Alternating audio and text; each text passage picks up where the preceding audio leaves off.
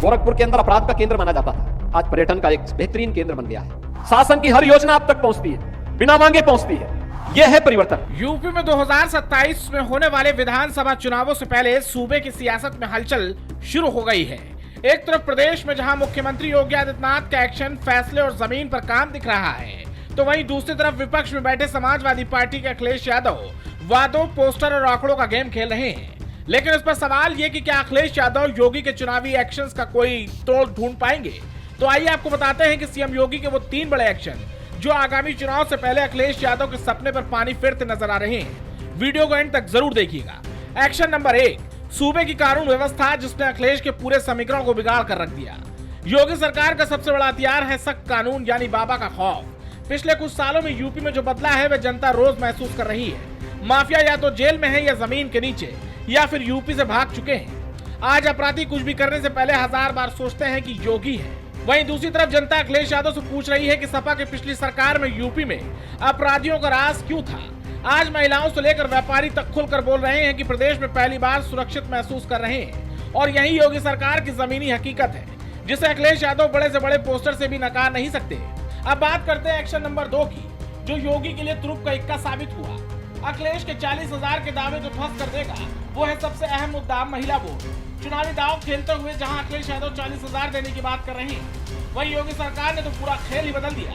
योगी का मॉडल भीख नहीं, सम्मान, सुरक्षा और स्थायित्व जो अखिलेश के दावों पर भारी है। योगी सरकार ने महिलाओं के लिए ठोस कदम उठाए हैं। मिशन शक्ति, anti Romeo squad, free ration में महिला को मुखिया बनाना, आवास योजना, उज्ज्वला गैस, लखपति दीदी योजना, स्वयं सहायता समूहों को सीधा पैसा पहुंचाना और अब चुनाव से पहले जो बड़ा फैसला आने वाला है वह सीधे सीधे महिलाओं की रोजमर्रा की जिंदगी से जुड़ा होगा।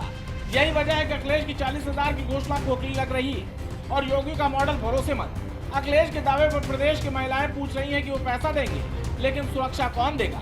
इसका जवाब सिर्फ और सिर्फ सूबे के मुखिया योगी आदित्यनाथ के पास है। ये रामगढ़ ताल जो कभी गोरखपुर के अंदर अपराध का केंद्र माना जाता था, आज पर्यटन का एक बेहतरीन केंद्र बन गया है।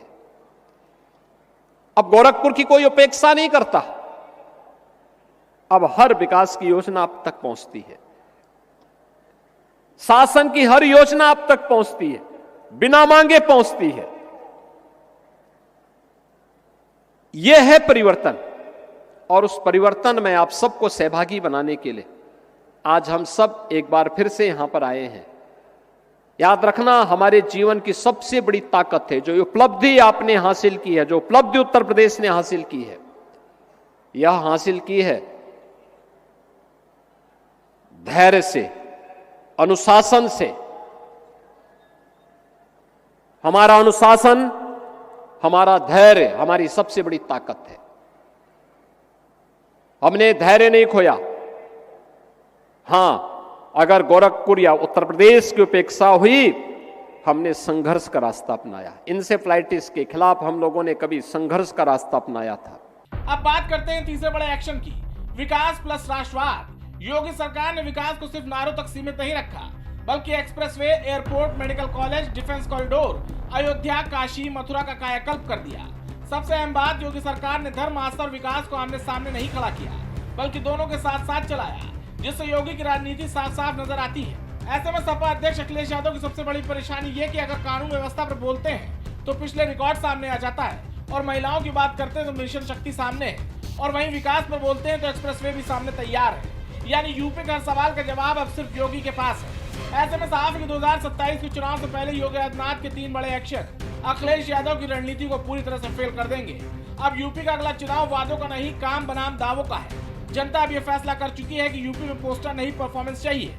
Desk report, prime TV.